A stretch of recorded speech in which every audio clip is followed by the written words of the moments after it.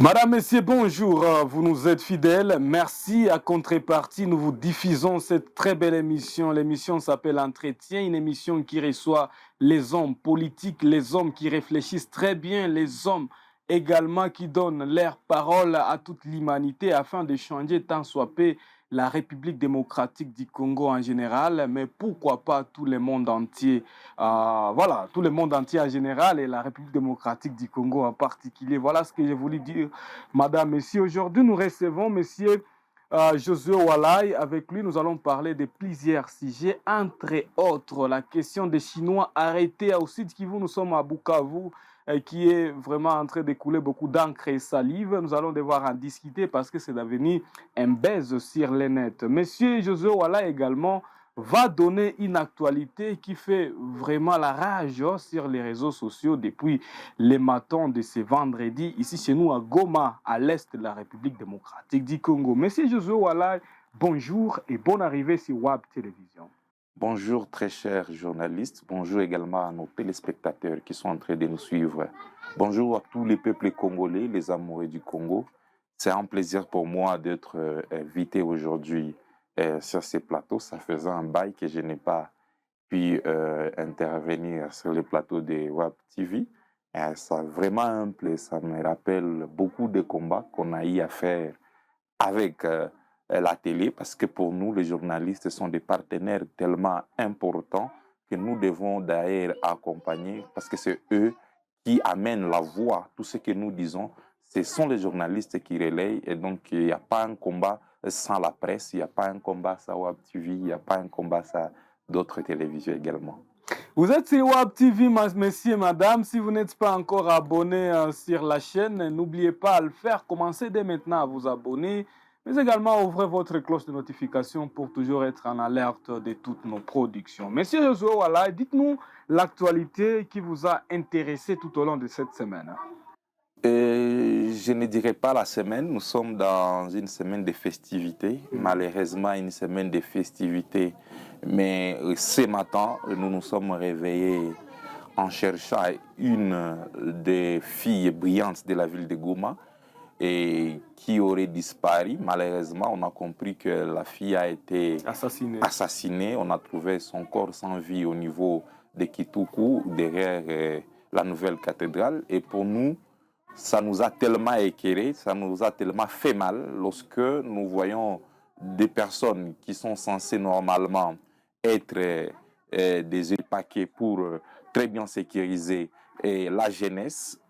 Et aujourd'hui, nous avons vu les corps sans vie d'Abigail Buyana. D'abord, je donne mes condoléances à toute la famille et tous les amis de la famille. Surtout son père, Monsieur Paul Buyana, qui nous suit toujours sur Web Télévision. Oui, vraiment, nos sincères condoléances à toute la famille, mais également sa famille scientifique, parce que c'était une fille tellement brillante qui étudiait au niveau des lycées Saint-Ursule. Elle a évolué beaucoup plus chez BTC, elle parlait bien anglais. C'est vraiment de l'espoir c'est l'espoir qu'on vient de perdre. Donc c'est toute la nation qui vient de perdre une fille très intelligente, très brillante, très bien éduquée. Et pour nous, je crois qu'il est important de pointer le doigt nos autorités, les services de renseignement, de s'élever, parce qu'on ne va pas continuer à compter des morts, on ne va pas continuer à voir nos frères, nos petites sœurs mourir et croiser les bras. Nos services de sécurité devraient s'engager dans la poursuite de tous ces malfrats qui sont en train de causer des deuils, surtout dans la ville de Goma, mais également à la maison RTL, parce que il se peut que les ravisseurs auraient envoyé un message à la maman de Abigail. Ça circule sur le net. Voilà, sur le numéro d'ailleurs RTL.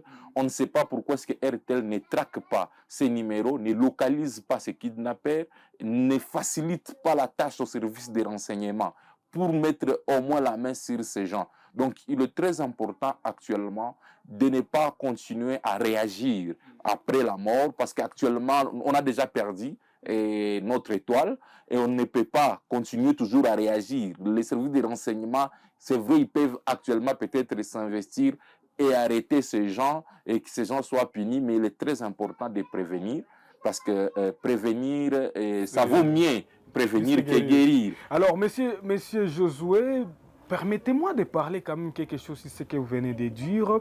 Vous le savez très bien, RTL ne pouvait pas réagir avant l'aval, ou bien donc avant la demande des autorités compétentes liées à la sécurité, bien sûr, parce que c'est le procureur qui doit donner l'ordre à RTL de pouvoir traquer les numéros. Moi, je crois que face à une menace de mort, une procédure et la nuit, parce que peut-être que les messages auraient peut-être été envoyés peut-être la nuit, peut-être.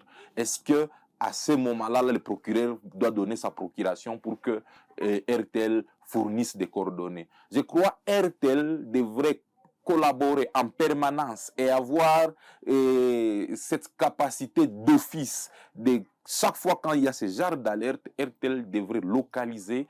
D'ailleurs, tous les numéros RTL devraient être très bien identifiés sur les identités des gens, localiser la personne là où la personne est, parce qu'on a des GPS dans des téléphones, même des petits téléphones ont des GPS. On ne comprend pas comment RTL peut continuer toujours à observer les gens mourir sous leur label. Parce que pour nous, nous pensons que c'est là qu'ils commencent à indexer RTL comme étant une maison de kidnappeurs. On risque de leur donner raison. Pourtant, RTL, à Goma, au moins le 80%, voire le 90%, utilisent ces réseaux. Et alors, si les autorités ne leur donnent pas la chance de pouvoir faire ces recherches, qu'est-ce que RTL doit faire? Moi, je crois que je ne peux pas me constituer à un avocat de RTL, ou même vous, mais RTL devrait fournir des explications à la population sur tout ce qui se passe. Lorsque les ravisseurs appellent avec un numéro RTL, demandent la rançon sur le numéro RTL, et parfois, les gens envoient même de l'argent sur ces numéros, et ces gens-là retirent l'argent. On se demande est-ce que RTL s'investit réellement dans la sécurité de ses clients? Est-ce que c'est le problème de RTL ou dans ce cas les problèmes autorités? Le problème est général. Je ne peux pas dire que le problème c'est pas RTL qui doit aller arrêter ces gens. Ce n'est pas à RTL d'arrêter, mais c'est à RTL d'alerter. Okay. Donc il est très important que RTL et que au moins les autorités puissent établir des responsabilités à tous les niveaux. Sinon, on continuera à compter des morts et le phénomène kidnapping risque de revenir. Et Abigail, aujourd'hui, c'est Abigail, aujourd'hui, c'est la famille Bouyana. Peut-être demain, c'est la famille de quelqu'un de RTL. Peut-être demain, c'est ma famille. Peut-être demain, c'est ta famille. Et la question de sécurité, ce n'est pas une question où nous devons toujours penser qu'il faut des procédures pour se sécuriser. On se sécurise d'office. Et RTL a la responsabilité de sécuriser ses clients, sécuriser également la communauté, parce que nous pensons que le service des télécommunications joue un très grand rôle dans la sécurité. Parce que même pour alerter, il faut utiliser un numéro, il faut appeler. Et RTL et d'autres réseaux devraient s'investir dans la sécurité de tous les clients, voire même de toute la communauté. Alors tu veux dire que les réseaux RTL est complice des kidnappeurs? Je ne dirais pas, je ne peux pas affirmer que RTL serait complice. Mais la seule chose que je sais que RTL est en train de garder silence devant les mal qui nous rongent. Et c'est là qu'ils disent que garder silence devant les mal, ils sont soit complices du mal, soit auteurs du mal. Donc RTL devrait nous prouver qu'il est en train vraiment de s'investir dans la sécurité de ses clients. Sinon, si RTL ne le prouve pas, si RTL ne donne pas des explications quand il y a ce genre de situation, nous, personnellement, on serait, peut-être nous qui achetons les unités chez RTL, nous qui sommes clients de RTL, on sera en train d'accompagner peut-être un réseau qui nous cause du mal dans la société. Alors, d'une manière pragmatique, allais-je dire, dites-nous quels sont les conseils, ou bien donc qu'est-ce que vous souhaiterez que RTL fasse. Donc, vous donnez quelques propositions aux autorités. La proposition, je la donne aux autorités. RTL. Et RTL, donc, RTL. Commencez par RTL. Par RTL, d'abord, que RTL puisse au moins chaque fois fournir des coordonnées géographiques quand il y a ce genre de problème. Nous fournir des coordonnées géographiques. Fournir à qui? Fournir aux autorités aux autorités. Ou bien aux familles qui sont victimes. En fait, les familles, les autorités sont censées sécuriser ces familles. Et si chacun commence à se prendre en charge et déjà on lui donne des coordonnées, ça serait un désordre. Mais il serait important que RTL, à chaque fois qu'il y a des bandits, que les gens qui puissent mettre un système d'alerte, que la population puisse alerter RTL, qu'il y a un numéro RTL qui nous appelle et il est en train de nous demander par exemple l'argent. C'est à RTL déjà de saisir d'office les services de renseignement et de Alors sécurité. que la loi dit que c'est les services qui doivent saisir les Je crois que face à une menace, c'est RTL qui est alerté en premier. Les services de renseignement sauront comment que RTL a été alerté. C'est à RTL d'alerter les services. On ne peut pas renverser la donne. Pourquoi ne pas dire à la population d'alerter premièrement les autorités pour que bien les autorités bien sûr. Moi, je crois, alertent aussi moi, je crois parce que, pardon, l'alerte Josué, doit être spontanée. Pardon Josué, nous avons vraiment de l'expérience sur ça. Parce que nous sommes journalistes, nous écoutons comment est-ce que la population dit. Selon certaines personnes, non, elles alertent les autorités compétentes. Ces autorités compétentes demandent beaucoup d'argent. C'est ça le fait. Demandent beaucoup d'argent pour leur donner ces billets-là d'aller, procuration comme vous le dites, d'aller à la maison RTL. Et comme la population n'a pas de l'argent, certaines personnes, entre guillemets, n'ont pas de l'argent, elles ne sont pas capables de payer cet argent aux autorités et elles laissent tomber. C'est ce qui m'écoeure. Parce que face à une menace de mort, on te dit, dans 2 heures, si tu n'amènes pas cet argent, on va tuer, par exemple, ton enfant. Je ne vois pas, dans 2 heures, une personne capable d'aller chercher d'abord une procuration avec tout ce que nous avons comme procédure au niveau de la justice pour revenir chez RTL. Ce n'est pas cette personne d'avoir cette procuration. Quand je suis en train de dire que RTL, lorsque seulement cette personne alerte, RTL doit déjà être alerté et même les services de renseignement et de sécurité. Elle aura juste besoin de résultats. Je crois que nos services de renseignement et de sécurité, ils ont l'obligation de nous sécuriser et ils sont liés par l'obligation des résultats.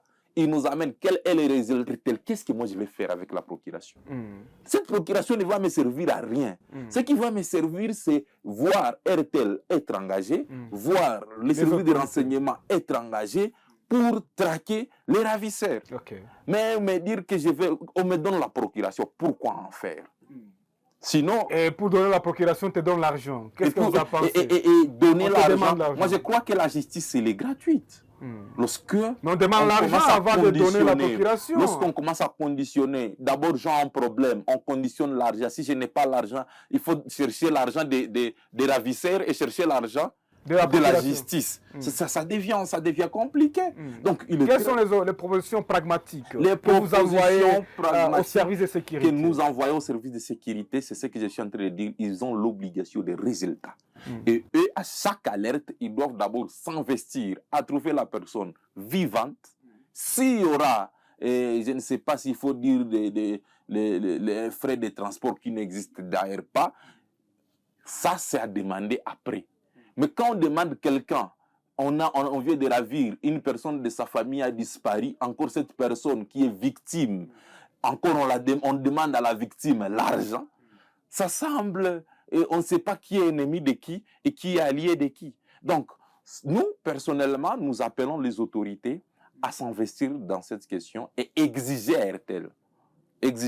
Sinon, nous croyons qu'il y aura des manifestations dans les jours à venir encore contre RTL parce qu'on ne comprend pas comment RTL doit continuer à observer les enfants mourir, être kidnappés dans cette ville et sans agir. Pourtant, c'est au travers de leur numéro qu'on demande la rançon. Est-ce que les gens sont identifiés? Nous tous, lorsqu'on veut envoyer une personne l'argent, il y a quand même l'identité qui vient. RTL a nos identités. Peut-être mais combien de fois n'est pas identifié. Une SIM non identifiée ne reçoit pas l'argent. Combien de fois RTL a aidé les services de renseignement à traquer les ravisseurs? Il faut communiquer, nous dire voilà, avec l'expertise de RTL, nous venons de mettre la main sur des kidnappeurs quelque part. Et nous, comme population, on va soutenir RTL, on va soutenir tous ces gens-là qui vont s'inscrire dans la dynamique ne soutiennent pas. Comment expliquer quelqu'un comme moi va soutenir une personne qui est incapable de me sécuriser? Donc, il est très important que nous soyons en sécurité et la sympathie d'ailleurs de notre population. À chaque fois que cette population est sécurisée, cette population est tellement moins plaintive. Très bien. Alors, nous tournons cette page, Monsieur Josué Olaï. Merci pour vos propositions qui sont vraiment vraies et directes aux autorités qui sont en train de nous regarder à par instant, mais également au personnel du réseau RTL. Dites-nous maintenant, Monsieur Josué Olaï, à Bukavu, nous sommes au site Kivu. Les Chinois ont été arrêtés. 80% déjà de ces Chinois est libéré depuis avant-hier. Parce que ces Chinois ont été arrêtés, ils n'avaient même pas un document de bord. Je dis bien un document personnel. Alors, qu'est-ce que vous en pensez? Moi, je crois que la RDC devrait être respectée. Le Congo devrait être respecté. Aucun Congolais ne peut aller sans visa en Chine. Mais comment expliquer on peut retrouver des étrangers sur notre sol et puis des étrangers qui ne viennent que dans des mines pour exploiter nos ressources naturelles. Et après, ils sont là sans visa, ils sont là sans ordre d'émission. On dirait que ce sont des anges qui ont juste atterri en RDC. Ça prouve à suffisance. Ils n'ont aucun document. Aucun document. Ça prouve à suffisance que la souveraineté congolaise, elle est piétinée par des pays étrangers. Et une naïveté, parce que lorsque une personne pareille, on la libère pour aller où encore? Ce sont des personnes qu'il faut mettre dans des avions et aller déposer en Chine. Ce ne sont pas des personnes à libérer et laisser ces dangers toujours et continuer dans la ville. Parce que parfois, on arrive dans des carrières miniers où des Chinois tabassent même des Congolais là-bas. Selon un confrère journaliste d'investigation, ces Chinois seraient libérés. Ces 80% des Chinois seraient libérés juste par l'ordre des autorités de Kinshasa.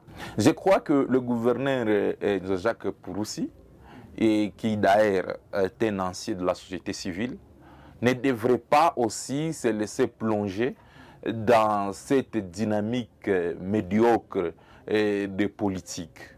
Parce que si une fois un Chinois a un contrat avec des politiques, un contrat clandestin avec des politiques et que ces Chinois se retrouvent sur le sol congolais, il est d'abord considéré déjà comme rebelle ou soit comme agresseur. Je ne vois pas un Chinois qui est ici sans papier. En quoi est-ce que puis il vient exploiter les minéraux du Congo? Il maltraite les Congolais dans ces mines-là. Je ne vois pas la différence entre ces Chinois et les M23. Ah bon? Je ne vois pas. Je ne vois parce que le M23 aussi, qu'est-ce que le M23 est en train de venir faire? Venir tracasser la population congolaise et venir exploiter nos minéraux. Et ils se retrouvent ici, ces Rwandais se retrouvent ici sans papier aussi, avec des armes. La différence, c'est juste parce que ces Chinois-là n'ont pas une arme, mais les M23 ont des armes. Mais je considère que c'est M23, ces Chinois-là d'ailleurs qui viennent de l'Asie.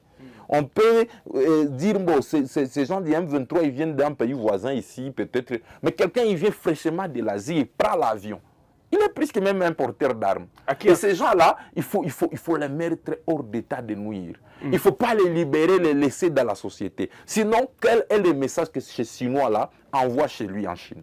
Que, là, ici, c'est vraiment une poubelle, la jungle.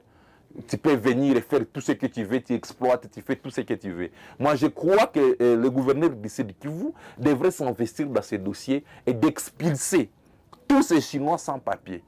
Alors, tous ces Chinois sans papier, de les expulser. S'ils sont incapables de les expulser, qu'on les prenne et qu'on les mette d'abord même 5 ans au niveau d'abord de prison centrale de Bukavu. Je crois qu'ils vont sentir l'odeur de la souffrance là-bas. Et après, on pourra les expulser toujours. Mais ce ne sont pas des Congolais.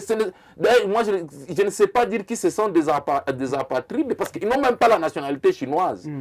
Ils ne peuvent pas. On est en train de les appeler des Chinois juste par morphologie. Mais est-ce qu'ils ont des papiers chinois? Ils n'avaient rien comme papier. Et tu viens dans un pays d'autrui. Alors, Josué, à qui la faute? À qui est comme? Moi, je crois que la faute et la responsabilité est partagée. Du côté d'abord de notre gouvernement.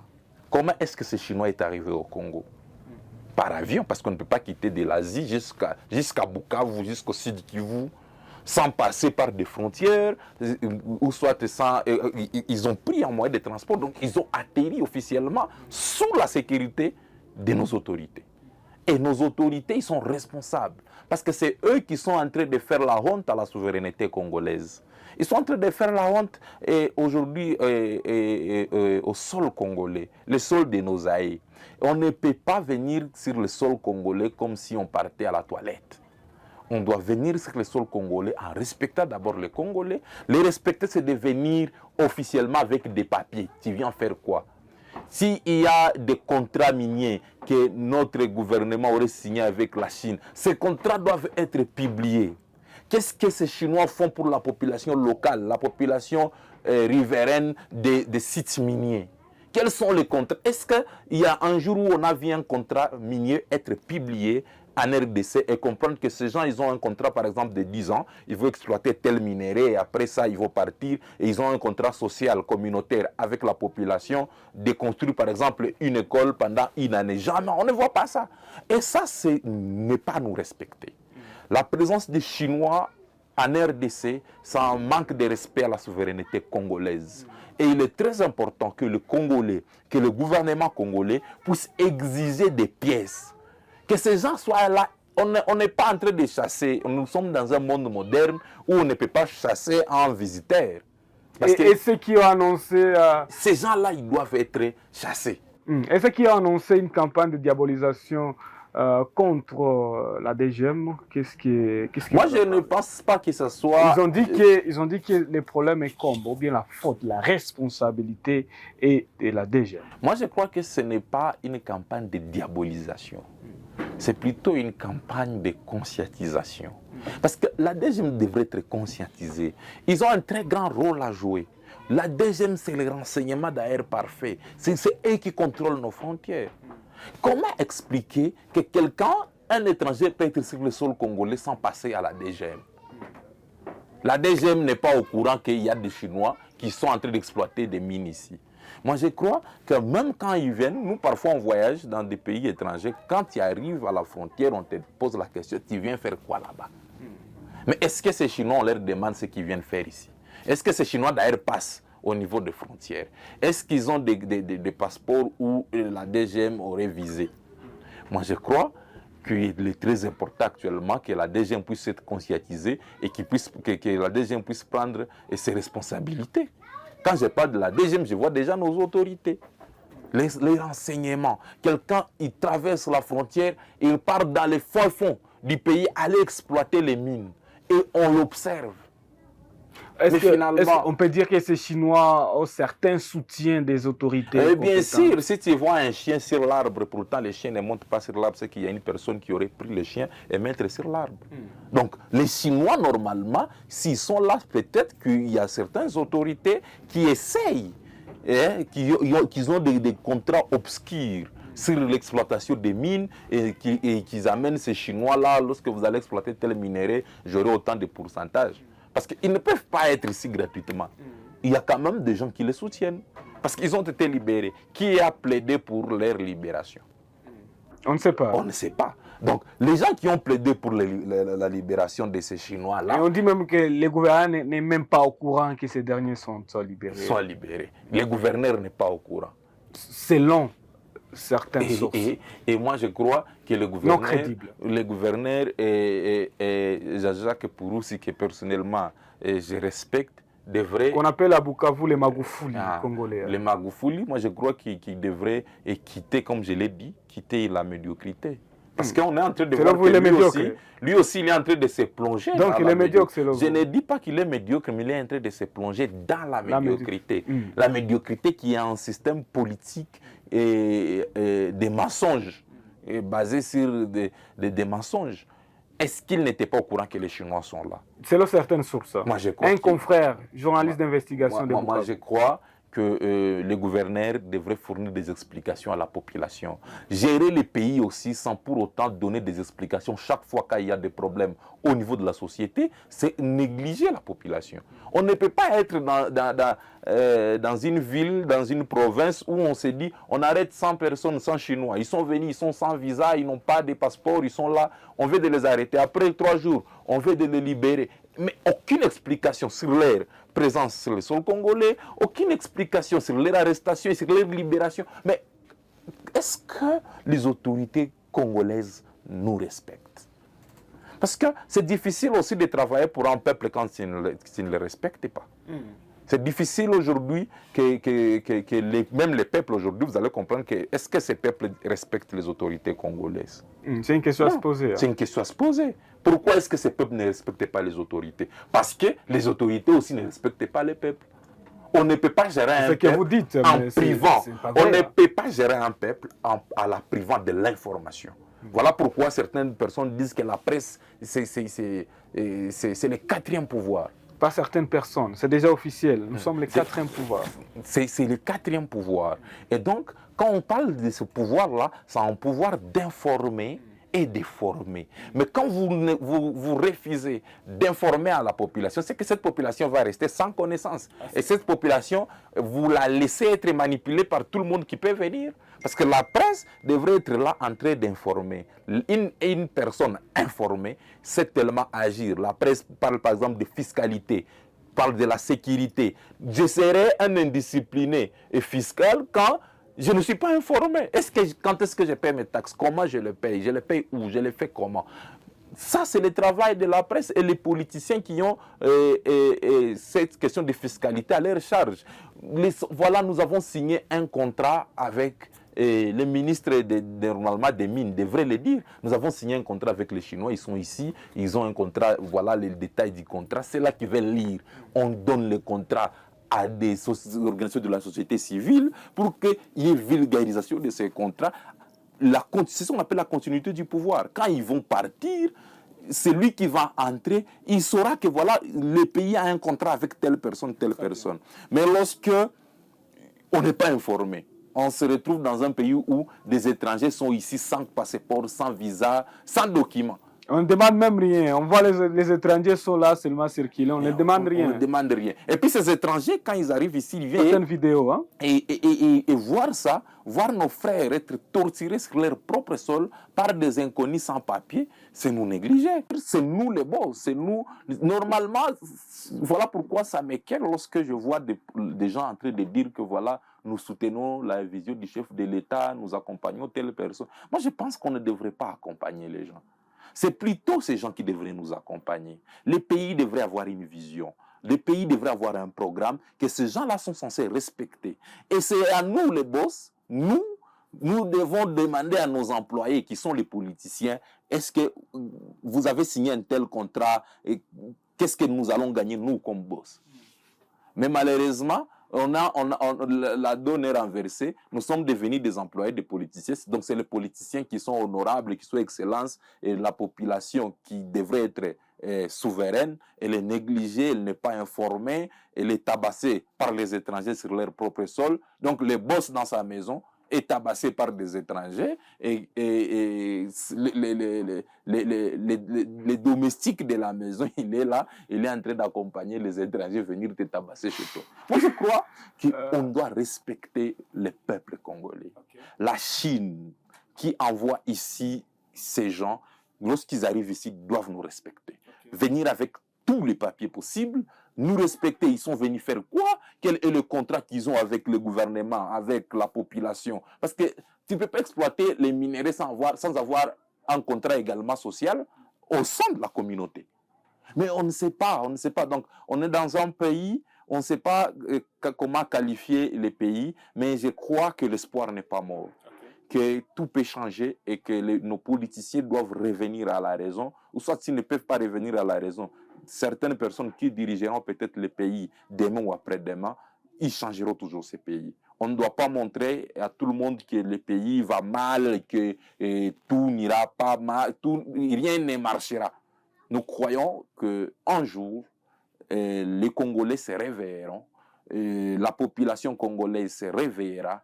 Ceux-là qui seront politiciens, ils se réveilleront et ils seront au service de la nation congolaise, mais également au service de la souveraineté congolaise. Quand je parle de la souveraineté congolaise, c'est le simple fait de faire d'abord respecter l'intégrité nationale au niveau national comme au niveau international. Que lorsque les étrangers viennent ici, ils puissent comprendre que ce n'est pas la toilette, que ce n'est pas dans une poubelle, que ce n'est pas un jungle ici, que c'est un pays et qu'il y a un grand peuple qui a besoin du respect.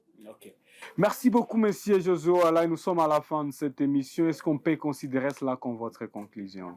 Et merci beaucoup d'abord pour l'émission. Je pense que ma conclusion, c'est juste demander à tous les Congolais d'aimer le Congo. L'amour pour le Congo, c'est le plus grand pilier pour que nous puissions relever les défis.